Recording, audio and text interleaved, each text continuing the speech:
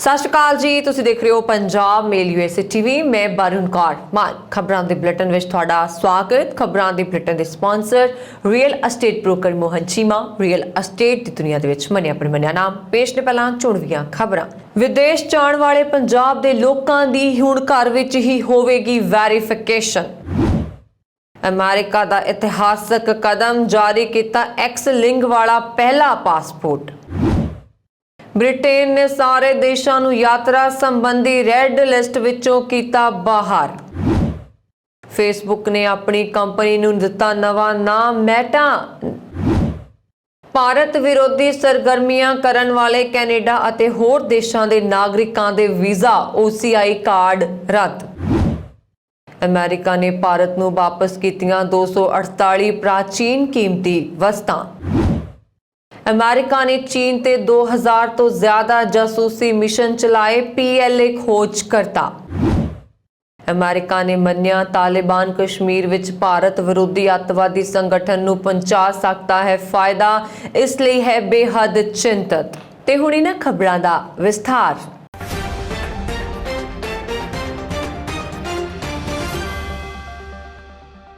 विदेश जाण दी चाहत रखण वाले पंजाब दे लोग घर बैठे ही वैरीफिकेशन करवा सकणगे। इस योजना दे तहत बिनेकार संबंधित खेतरां दे सुविधा जां सांझ केंद्रां तो प्रमाण पत्र हासिल कर सकणगे। NRI विभाग ने इस योजना दे लई प्रस्ताव तैयार कर लिया है। विभाग मंत्री प्रगट सिंह ने इस संबंध विच पुलिस अते राज सब विभाग नूं निर्देश दे दित्ते ने। दसंबर दे अंत तक इह सुविधा लोकां नूं मिलनी शुरू हो जावेगी। अजे तक पंजाब दे लोकां नूं विदेश जाण तो पहलां वैरीफिकेशन दे लई चंडीगढ़ जाना पैंदा सी। इस लई पैसिਆਂ ਦੇ ਨਾਲ-ਨਾਲ ਲੋਕਾਂ ਦਾ ਸਮਾਂ ਵੀ ਖਰਾਬ ਹੁੰਦਾ ਸੀ। ਵਿਦੇਸ਼ ਵਿੱਚ ਰਹਿਣ ਵਾਲੇ ਰਾਜ ਦੇ ਲੋਕ ਸਰਕਾਰ ਤੋਂ ਪੁਲਿਸ ਵੈਰੀਫਿਕੇਸ਼ਨ ਆਨਲਾਈਨ ਕੀਤੇ ਜਾਣ ਦੀ ਮੰਗ ਹੀ ਪਹਿਲਾਂ ਕਰ ਚੁੱਕੇ ਨੇ। ਹੁਣ ਸਰਕਾਰ ਨੇ ਵਿਦੇਸ਼ ਵਿੱਚ ਰਹਿਣ ਵਾਲੇ ਅਤੇ ਇੱਥੋਂ ਜਾਣ ਵਾਲੇ ਲੋਕਾਂ ਨੂੰ ਰਾਹਤ ਦੇਣ ਦੇ ਲਈ ਆਨਲਾਈਨ ਵੈਰੀਫਿਕੇਸ਼ਨ ਦੀ ਤਿਆਰੀ ਸ਼ੁਰੂ ਕਰ ਦਿੱਤੀ ਹੈ। ਹਾਲ ਹੀ ਵਿੱਚ ਸਰਕਾਰ ਵੱਲੋਂ ਵਿਦੇਸ਼ਾਂ ਵਿੱਚ ਵਸੇ ਪੰਜਾਬੀਆਂ ਨੂੰ ਵਤਨ ਪਰਤਨ ਸਮੇਂ ਹਵਾਈ ਅੱਡਿਆਂ ਤੇ ਹੋਣ ਵਾਲੀਆਂ ਦਿੱਕਤਾਂ ਫੋਨ ਕਾਲ ਤੇ ਹੀ ਦੂਰ ਕਰਨ ਦੀ ਵਿਵਸਥਾ ਕੀਤੀ ਗਈ ਹੈ। अमेरिका ने इतिहासिक कदम चुकदियां दुनिया विच पहली बार एक्स लिंक पछाण वाला पासपोर्ट जारी किया। अमेरिकी विदेश विभाग ने 28 अक्तूबर ਨੂੰ ऐलान किया है कि उसने उन्हां लोकां लई एक्स लिंक पछाण नाल अपना पहला पासपोर्ट जारी किया है ਜਿਹੜੇ खुद ਨੂੰ महिला ਜਾਂ पुरुष ਦੇ रूप ਵਿੱਚ नहीं दस पाਉਂਦੇ। विदेश विभाग ਨੂੰ विदेश ਵਿੱਚ पैदा ਹੋਏ अमेरिकी नागरिकां ਦੇ पासपोर्ट ਅਤੇ जन्म सर्टिफिकेट ਤੇ अगले साल ਜ਼ਿਆਦਾ ਵਪਾਰ ਤੌਰ ਤੇ ਵਿਕਲਪ ਦੀ ਪੇਸ਼ਕਸ਼ ਕਰਨ ਵਿੱਚ ਸਮਰੱਥ ਹੋਣ ਦੀ ਆਸ ਹੈ। ਜੂਨ ਵਿੱਚ ਵਿਦੇਸ਼ ਵਿਭਾਗ ਨੇ ਐਲਾਨ ਕੀਤਾ ਸੀ ਕਿ ਉਹ ਗੈਰ ਬਾਈਨਰੀ, ਇੰਟਰਸੈਕਸ ਅਤੇ ਲਿੰਗ ਨਿਰਭਰ ਵਿਅਕਤੀਆਂ ਲਈ ਤੀਜੇ ਲਿੰਗ ਵਿਕਲਪ ਨੂੰ ਜੋੜਨ ਤੇ ਕੰਮ ਕਰ ਰਿਹਾ ਹੈ।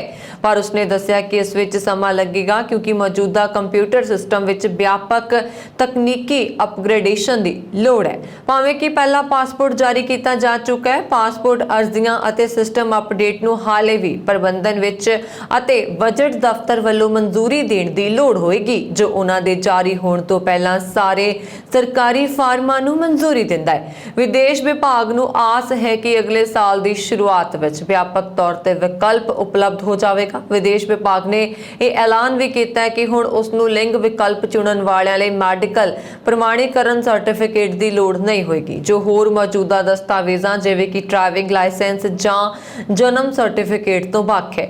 LGBTQ ਅਧਿਕਾਰਾਂ ਲਈ ਵਿਦੇਸ਼ ਵਿਭਾਗ ਦੀ ਵਿਸ਼ੇਸ਼ ਦੂਤ ਜੈਸਿਕਾ ਸਟਰਨ ਨੇ ਇਸ ਕਦਮ ਨੂੰ ਇਤਿਹਾਸਿਕ ਅਤੇ ਉਤਸਵਪੂਰਨ ਅਤੇ ਲੋਕਾਂ ਦੀ ਜਿਉਂਦੀ ਵਾਸਤਵਿਕਤਾ ਨਾਲ ਮੇਲ ਖਾਂਦਾ ਦੱਸਿਆ ਹੈ। ਉਹਨਾਂ ਨੇ ਸਮਾਚਾਰ ਏਜੰਸੀ AP ਨੂੰ ਕਿਹਾ, ਜਦੋਂ ਕੋਈ ਵਿਅਕਤੀ ਪਛਾਣ ਦਸਤਾਵੇਜ਼ ਹਾਸਲ ਕਰਦਾ ਹੈ ਤਾਂ ਜੋ ਉਹਨਾਂ ਦੀ ਅਸਲੀ ਪਛਾਣ ਨੂੰ ਦਰਸਾਉਂਦਾ ਹੈ ਤਾਂ ਉਹ ਜ਼ਿਆਦਾ ਸਨਮਾਨ ਅਤੇ ਇੱਜ਼ਤ ਨਾਲ ਰਹਿੰਦਾ ਹੈ। ब्रिटेन ने वीरवार ਨੂੰ ਕਿਹਾ ਕਿ ਉਸਨੇ ਆਪਣੀ ਯਾਤਰਾ ਰੈੱਡ ਲਿਸਟ ਵਿੱਚੋਂ ਅੰਤਿਮ 7 ਦੇਸ਼ Colombia, Dominic Republican, Ecuador, Haiti, Panama, Peru ਅਤੇ ਵੈਨਜ਼ੂਏਲਾ ਨੂੰ ਵੀ ਬਾਹਰ ਕਰ ਦਿੱਤਾ ਹੈ। ਹੁਣ ਕੋਵਿਡ-19 ਰੋਕੂ ਟੀਕਾ ਲਵਾ ਚੁੱਕੇ ਯਾਤਰੀਆਂ ਨੂੰ ਬ੍ਰਿਟੇਨ ਵਿੱਚ ਦਾਖਲ ਕਰਨ ਤੇ ਸਰਕਾਰ ਵੱਲੋਂ ਪ੍ਰਮਾਣਿਤ ਹੋਟਲ ਵਿੱਚ ਇਕਾਂਤਵਾਸ ਨਹੀਂ ਰਹਿਣਾ ਹੋਏਗਾ। ਇਹ ਫੈਸਲਾ ਸੋਮਵਾਰ ਤੋਂ ਲਾਗੂ ਹੋਣ ਤੋਂ ਬਾਅਦ ਟੀਕੇ ਦੀਆਂ ਦੋਵੇਂ ਖੁਰਾਕਾਂ ਲੈ ਚੁੱਕੇ ਯਾਤਰੀਆਂ ਨੂੰ ਬ੍ਰਿਟੇਨ ਪਹੁੰਚਣ ਤੇ ਹੋਟਲ 'ਚ ਨਹੀਂ ਰਹਿਣਾ ਹੋਏਗਾ। ट्रांसपोर्ट मंत्री ग्रांट शेप्स ने कहा कि रैड लिस्ट बरकरार रहेगी ताकि भविख विच सावधानी के तौर पर इसका इस्तेमाल किया जा सकेगा। उन्होंने कहा कि 30 तो ज़्यादा देशों में दिते जाने वाले टीकिਆਂ ਨੂੰ भी ब्रिटेन मंजूरी देवेगा, जिस तो बाद अजिहे देशों की गिणती 135 हो जाएगी। सोशल मीडिया खेतर की दिग्गज कंपनी फेसबुक ने अपने नवे नाम का ऐलान किया। फेसबुक के CEO मार्क ज़करबर्ग ने 28 अक्टूबर को एनुअल कनैक्ट कॉन्फ्रेंस में कंपनी के नवे नाम मेटा का ऐलान किया। दस दिए कि मेटावर्स से ध्यान देने के लिए फेसबुक के CEO मार्क ज़करबर्ग ने नवे नाम का नाल कंपनी नूं रीब्रांड करन दी तैयारी भी की है। ज़करबर्ग ने मीटिंग दौरान कहा कि सानू समाजिक मुद्दों नाल जूझना अते बंद हो चुके प्लेटफार्मां तहत रहण नाल बहुत कुछ सिੱਖਿਆ है। हुण सानू इस नूं स्वीकार करके अगे बढ़ण दा समा आ गया है।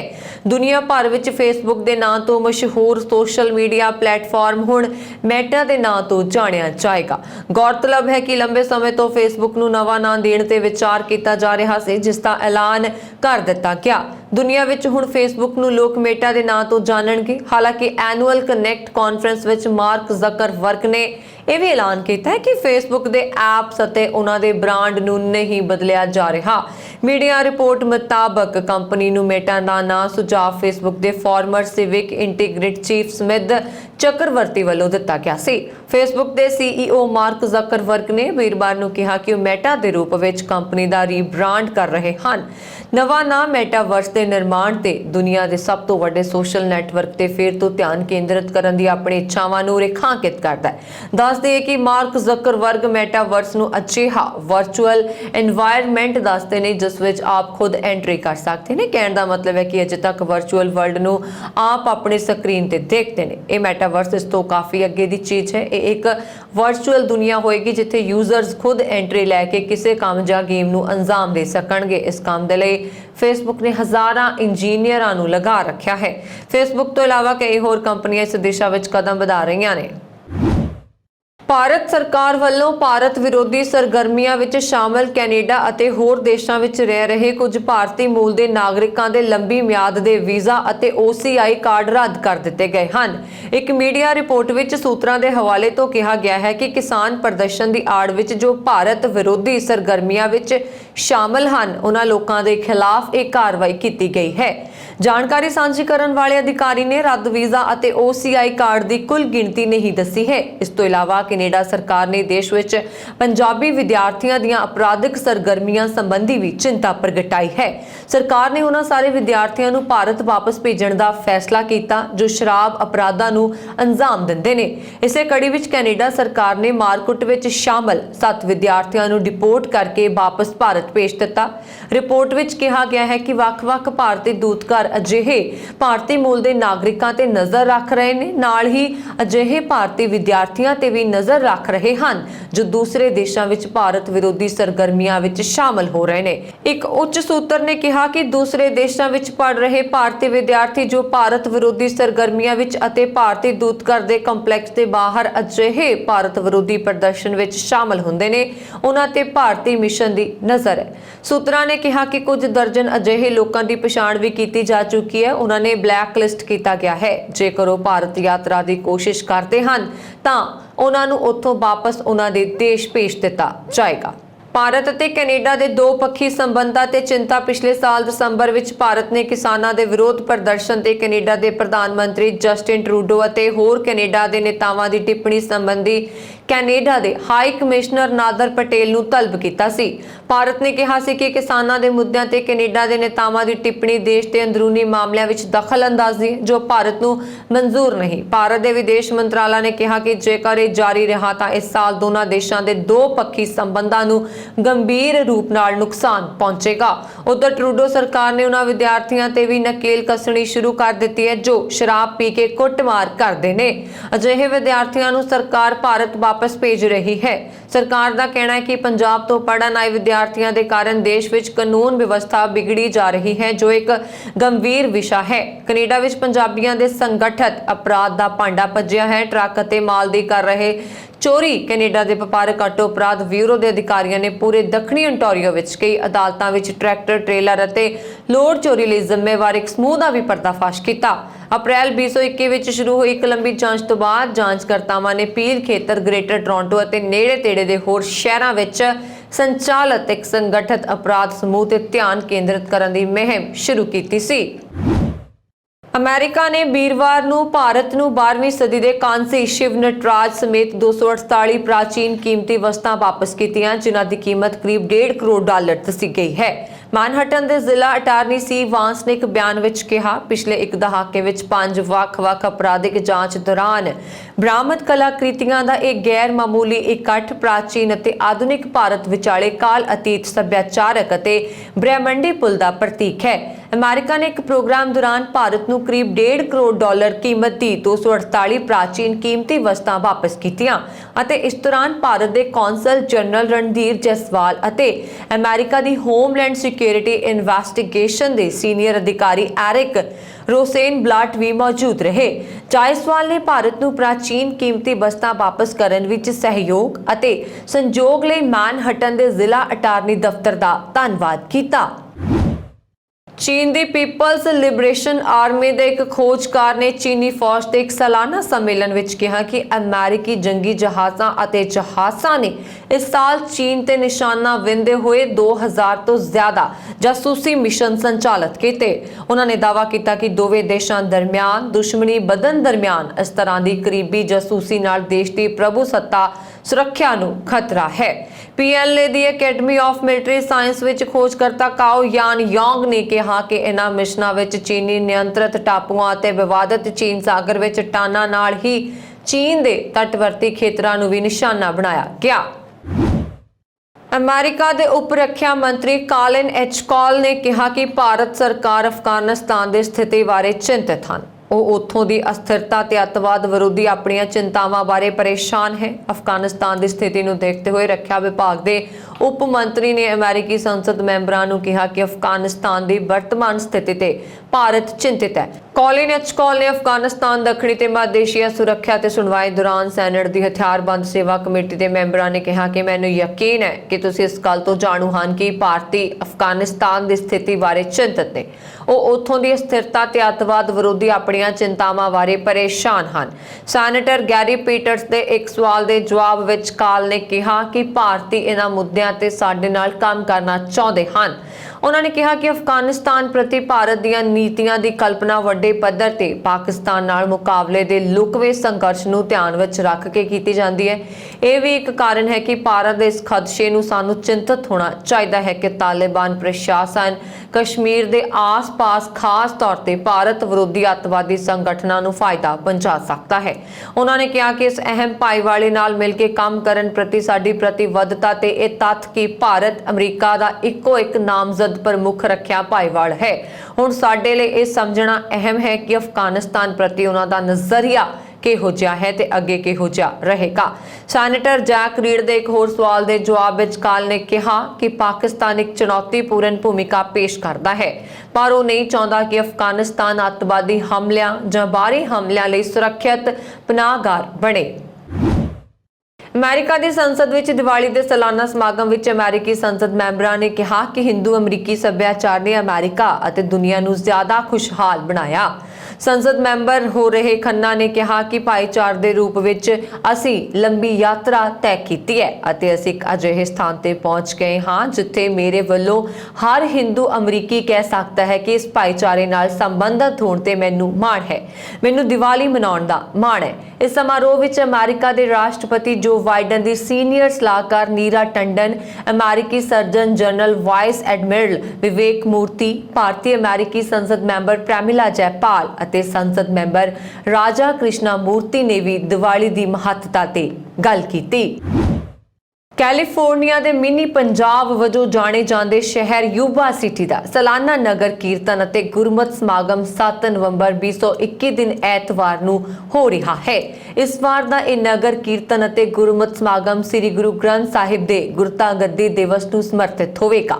ਇਸ ਸੰਬੰਧੀ 10 ਸਤੰਬਰ ਤੋਂ ਹੀ ਸ੍ਰੀ ਅਖੰਡ ਪਾਠ ਸਾਹਿਬ ਦੀ ਲੜੀ ਆਰੰਭ ਹੋ ਚੁੱਕੀ ਹੈ। 4 ਨਵੰਬਰ ਨੂੰ ਬੰਦੀ ਛੋੜ ਦਿਵਸ ਤੇ ਗੁਰਦੁਆਰਾ ਸਿੱਖ ਟੈਂਪਲ ਟਾਇਰਾਬਿਊਨਾ ਰੋਡ ਤੇ ਪ੍ਰੀਸਰ ਵਿੱਚ ਦੀਪਮਾਲਾ ਦੁਆਰਾ ਕੀਤੀ ਜਾਏਗੀ ਅਤੇ ਅਗਲੇ ਦਿਨ ਰਾਤ ਸਮੇਂ ਆਤਿਸ਼ਬਾਜ਼ੀ ਹੋਏਗੀ। 7 ਨਵੰਬਰ ਨੂੰ ਸਵੇਰੇ 10 ਵਜੇ ਸ੍ਰੀ ਗੁਰੂ ਗ੍ਰੰਥ ਸਾਹਿਬ ਜੀ ਦੀ ਛਤਰਛਾਇਆ ਹੇਠ ਨਗਰ ਕੀਰਤਨ ਦੀ ਸ਼ੁਰੂਆਤ ਹੋਵੇਗੀ ਤੇ ਸਮਾਪਤੀ ਸ਼ਾਮ 4 ਵਜੇ ਹੋਵੇਗੀ।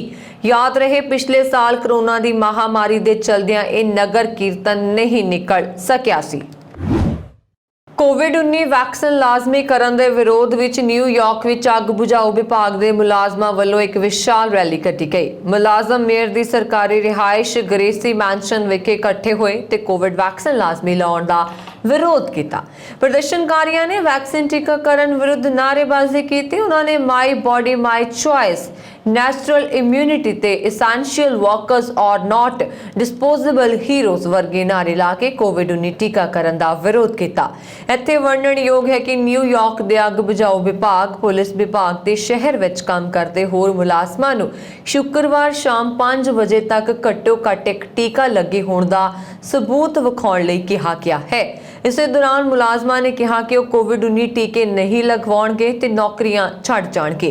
72% ਕਾਮੇ ਨੌਕਰੀਆਂ ਛੱਡਣ ਲਈ ਤਿਆਰ ਹਨ। ਕਾਰੋਬਾਰੀ ਅਦਾਰਿਆਂ ਵਿੱਚ ਕੰਮ ਕਰਦੇ ਵੱਡੀ ਤਾਦਾਦ ਵਿੱਚ ਕੋਵਿਡ ਟੀਕਾਕਰਨ ਨਾ ਕਰਵਾਉਣ ਵਾਲੇ ਕਾਮਿਆਂ ਦਾ ਕਹਿਣਾ ਹੈ ਕਿ ਜੇਕਰ ਉਹਨਾਂ ਦੇ ਮਾਲਕਾਂ ਨੇ ਕੋਵਿਡ-19 ਮਹਾਮਾਰੀ ਬਾਰੇ ਸੰਗੀਨ ਨਿਯਮਾਂ ਨੂੰ ਲਾਗੂ ਕਰਨ ਦੀ ਕੋਸ਼ਿਸ਼ ਕੀਤੀ ਤਾਂ ਨੌਕਰੀਆਂ ਛੱਡ ਦੇਣਗੇ।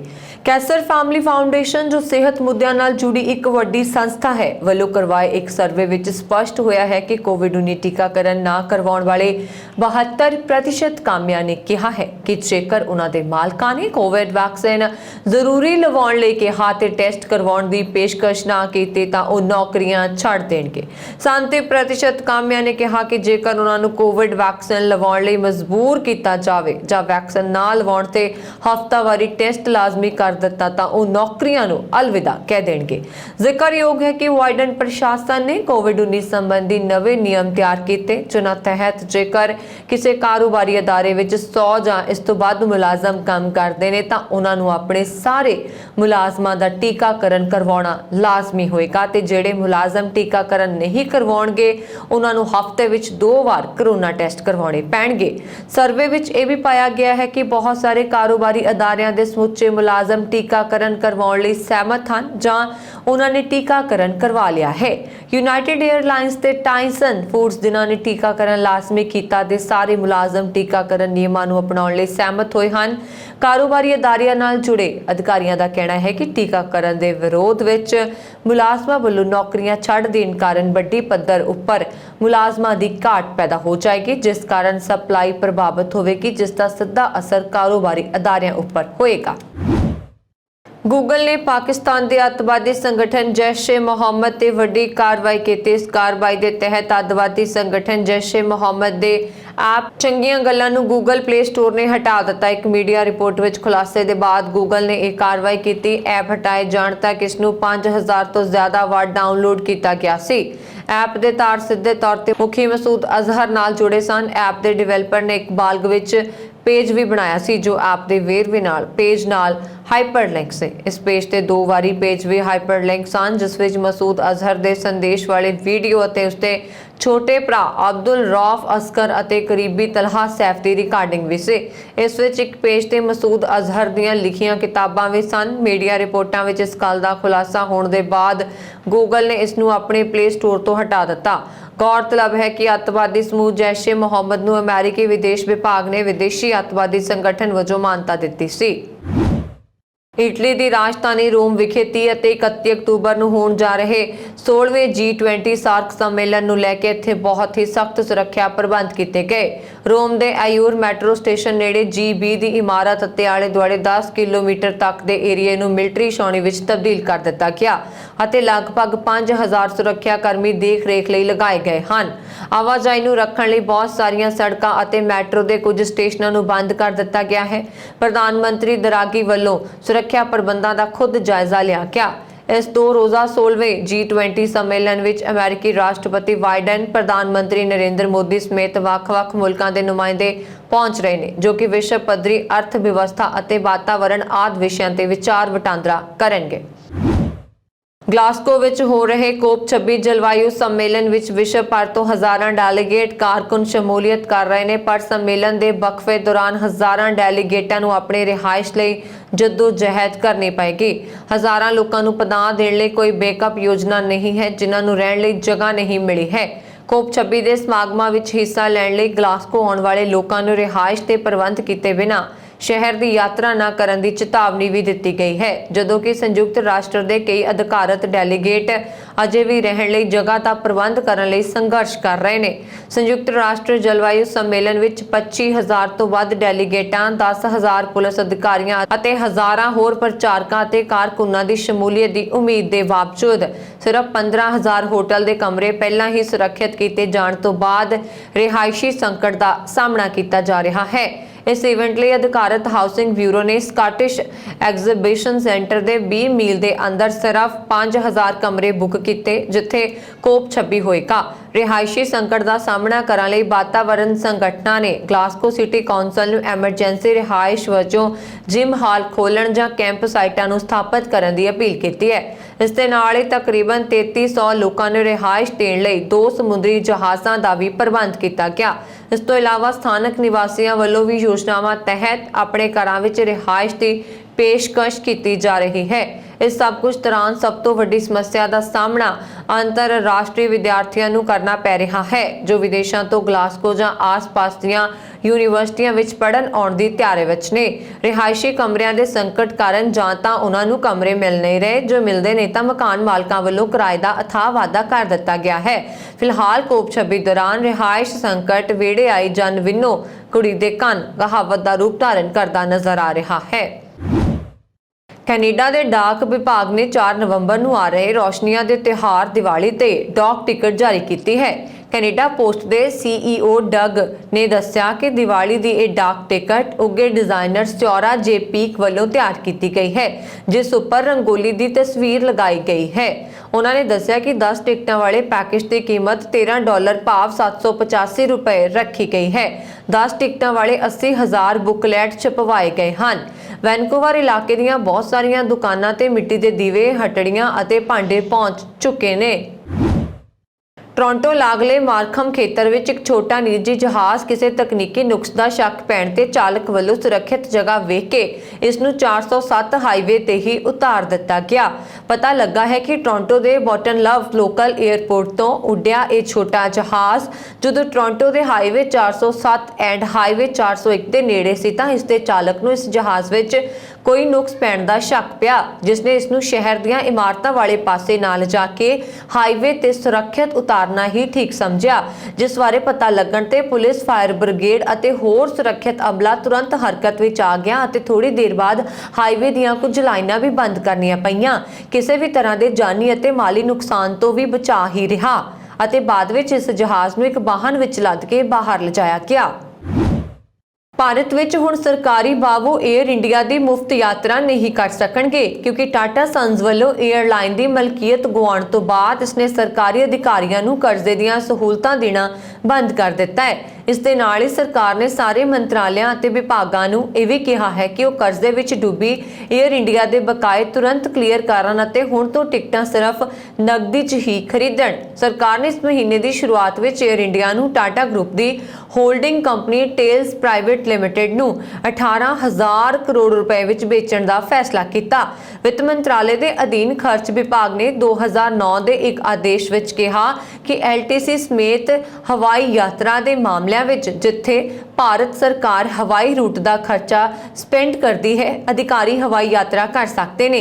ਭਾਰਤ ਸਰਕਾਰ ਵਿੱਚ ਡਾਇਰੈਕਟਰ ਨਿਰਮਲਾ ਨੇ ਕਿਹਾ ਕਿ 에ਅਰ ਇੰਡੀਆ ਅਤੇ 에ਅਰ ਇੰਡੀਆ ਐਕਸਪ੍ਰੈਸ ਤੇ ਵਿਨਿਵੇਸ਼ ਦੀ ਪ੍ਰਕਿਰਿਆ ਜਾਰੀ ਹੈ ਅਤੇ 에ਅਰਲਾਈਨ ਨੇ ਹਵਾਈ ਟਿਕਟਾਂ ਲਈ ਕ੍ਰੈਡਿਟ ਸੁਵਿਧਾਵਾਂ ਬੰਦ ਕਰ ਦਿੱਤੀਆਂ ਨੇ।